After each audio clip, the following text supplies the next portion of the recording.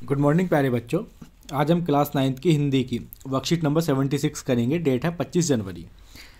आज का हमारा टॉपिक है मेरे संग की औरतें। जो हमारा चैप्टर चल रहा था इस पर हम आगे चर्चा करेंगे, जितना हम पढ़ चुके थे उससे आगे। आपको ध्यान रखना है, इसकी लेखिका है मृदुला गर्ग, आपको बस ये ध्यान रखना है। तो शुरू करते हैं आज की वर्कशीट को। सबसे पहले देख लेते हैं क्या दिया गया है। यहाँ पर इस चैप्टर का हमारा कुछ अंश दिया गया है। उसके बाद गद्यांश को पढ़ने के बाद हमारे यहाँ 5 क्वेश्चन दिए गए हैं और एक हमारी यहाँ पर एक गतिविधि दी गई है। तो इन सबको हम अपनी वर्कशीट में भी करेंगे। शुरू करते हैं आज की वर्कशीट को। मैंने अपनी दादी को कई बार कहते सुना था कि हम हाथी पे हल नहीं जुतवाया करते, हम पे बैल है। ठीक है, तो इसका क्या मतलब होता है? इसका मतलब होता है जो व्यक्ति जिस काम को करने के योग्य है उससे वही काम करवाना। ठीक है, यानी एक व्यक्ति को खाना बनाना अच्छा लगता है तो उससे खाना ही बनवाया जाए। किसी व्यक्ति को मतलब घर के कोई और काम अच्छे लगते हैं तो उनसे वही काम कराए जाएं। यानी जो व्यक्ति जिस काम को करने के योग्य है उससे वही काम करवाया जाना। बचपन में ही मुझे इस जुमले का भावार्थ समझ में आ गया था जब देखा था कि हम बच्चों की ममतालु परवरिश के मामले में माँ के सिवा घर के सभी सदस्य, सभी प्राणी मुस्तैद थे।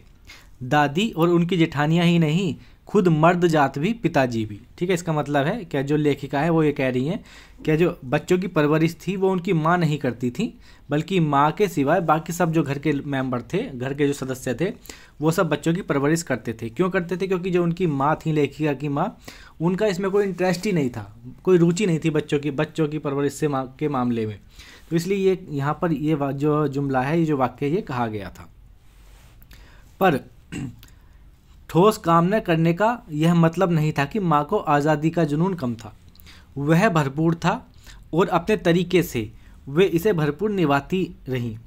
जाहिर है जब जुनून आज़ादी का हो तो उसे निभाना भी आज़ादी से चाहिए, जिस चीज़ से पूछकर, उसके तरीके से नहीं, खुद अपने तरीके से। हमने अपनी माँ को कभी भारतीय माँ जैसा नहीं पाया।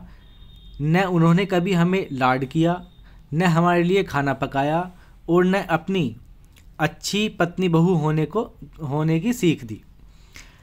कुछ अपनी बीमारी के चलते भी वे घर बार नहीं संभाल पाती थीं, पर उसमें ज़्यादा हाथ उनकी अरुचि का था। ठीक है, लेखिका कह रही है ये जो सब काम वो नहीं करती थी। ठीक है, इसमें एक तो थोड़ी बीमार रहती थी उस वजह से भी, और दूसरा उनकी इसमें रुचि ही नहीं थी। ठीक है, इन सब कामों में उनका ज़्यादा वक्त किताबें पढ़ने में बीतता था, बाकी वक्त साहित्य चर्चा में या संगीत सुनने में, और वे ये सब बिस्तर पर लेटे लेटे किया करती थी।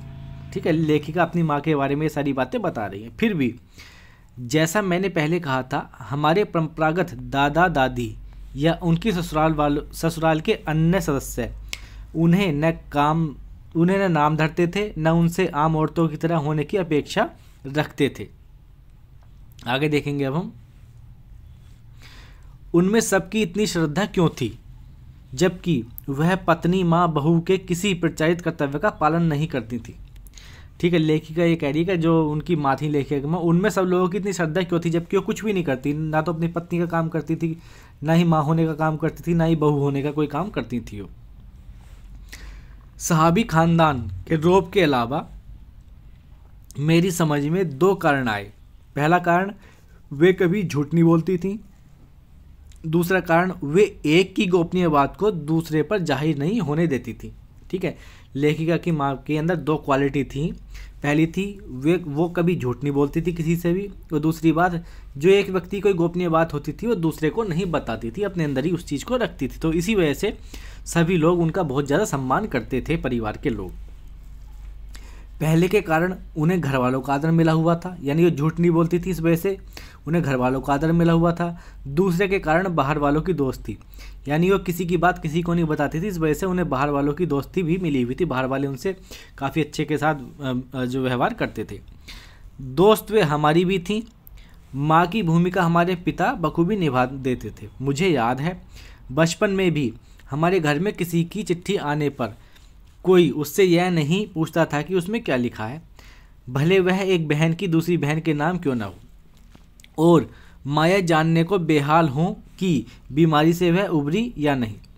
छोटे से घर में 6 बच्चों के साथ सास ससुर आदि के रहते हुए भी हर व्यक्ति को अपना निजित्व, ठीक है, बनाए रखने की छूट थी। निजित्व मतलब जो अपना एक पर्सनल स्पेस होता है उसको बनाए रखने की सभी को छूट थी, यानी कोई किसी के मामले में इंटरफेयर नहीं करता था, सबका अपना अलग अलग एक पर्सनल स्पेस रहता था।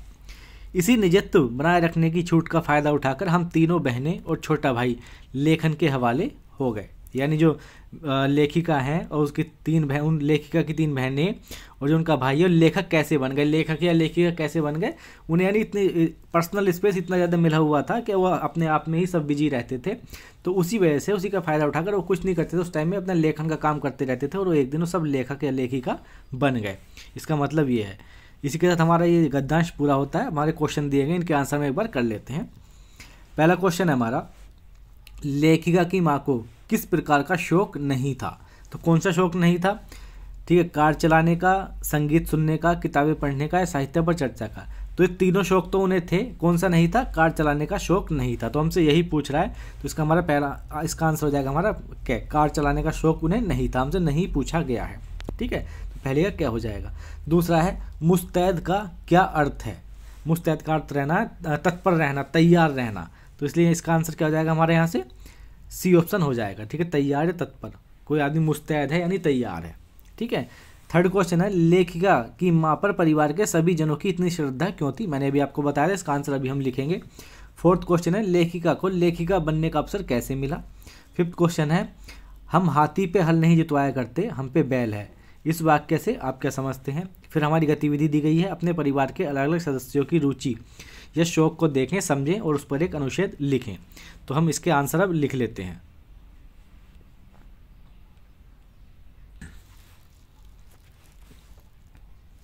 हमारा क्वेश्चन था, लेखिका की माँ पर परिवार के सभी सदस्यों को इतनी श्रद्धा क्यों थी। इसका आंसर हो जाएगा, लेखिका की माँ पर परिवार के सभी सदस्यों को इतनी श्रद्धा इसलिए थी क्योंकि वो कभी झूठ नहीं बोलती थी और किसी एक की गोपनीय बात किसी दूसरे को नहीं बताती थी। तो इसलिए सभी लोगों की उन पर श्रद्धा थी।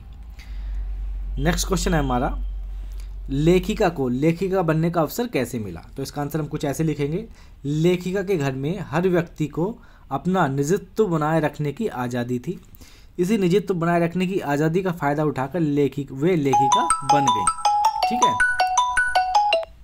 उसके बाद हमारा नेक्स्ट है, हम हाथी पे हल ना जुतवाया करते, हम पे बैल है।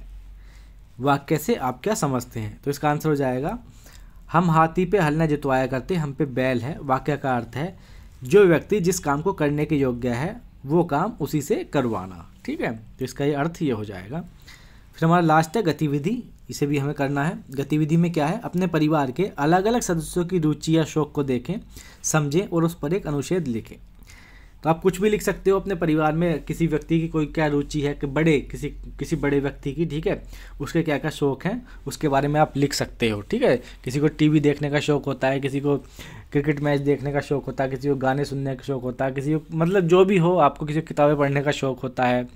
ठीक है, किसी को पूजा पाठ का शौक है, अब जो भी है आप वो लिख सकते हो। तो मैंने यहाँ पर लिखने की कोशिश की है। ठीक है, मेरे परिवार में मेरे ताऊ जी को रेडियो सुनने का बहुत शौक था। बिल्कुल सच में, मेरे ताऊ जी थे, अब वो नहीं है, तो उन्हें रेडियो सुनने का बहुत शौक था। वो समाचार सुनते थे तीनों टाइम, जिस टाइम फिक्स टाइम पर समाचार आते थे, सुबह को 8:15 बजे, दोपहर में 2:30 बजे और रात को जो 8:45 बजे वाले समाचार आते हैं उस टाइम पे, और बहुत तेज़ वॉल्यूम पर सुनते थे। क्रिकेट मैच बहुत सुनते थे, दूर तक आवाज़ जाती थी, इतना क्रिकेट मैच सुनते थे और रेडियो पर कमेंट्री सुनते थे उसकी। हम छोटे थे तो हम भी वहीं से क्रिकेट मैच का हमें शौक लगा था, सुनने का, देखने का। ठीक है, रोजाना सुबह दोपहर शाम को वे समाचार सुना करते थे। फिर घर के सभी सदस्यों के साथ देश दुनिया की सारी खबरों पर चर्चा किया करते थे। यानी जो भी समाचार में बातें बताई जाती थी ना, उनकी चर्चा भी करते थे, भैया के साथ करते थे और सब लोगों के साथ करते थे। ठीक है, तो क्या क्या हो रहा है देश दुनिया में, अच्छा लगता था, मतलब काफ़ी अच्छी बातें सुनने को मिलती थी। रेडियो पर क्रिकेट कमेंट्री सुनना तो उनकी सबसे प्रिय रुचि थी। जिस दिन क्रिकेट मैच होता था उस दिन सुबह से शाम तक फुल वॉल्यूम पर रेडियो पर क्रिकेट कमेंट्री सुना करते थे। हम भी सारा दिन उन्हीं के पास बैठकर क्रिकेट मैच की कमेंट्री सुना करते थे। ठीक है, जब हम छोटे थे हम भी उन्हीं के पास में रहते थे। जिस दिन क्रिकेट मैच आता था रेडियो पर आराम से सुनते थे और बताते रहते थे। हमें तो इतनी समझ थी नहीं, बहुत छोटे थे, लेकिन अच्छा लगता था। तो इस तरीके से आप भी लिख सकते हो, इसे भी लिख सकते हो, अपनी तरफ से जो भी है उसे भी लिख सकते हो। तो इसी के साथ हमारी आज की वर्कशीट पूरी होती है। अगर आपको वीडियो अच्छी लगी तो वीडियो लाइक करना और शेयर करना। Thank you, thanks a lot.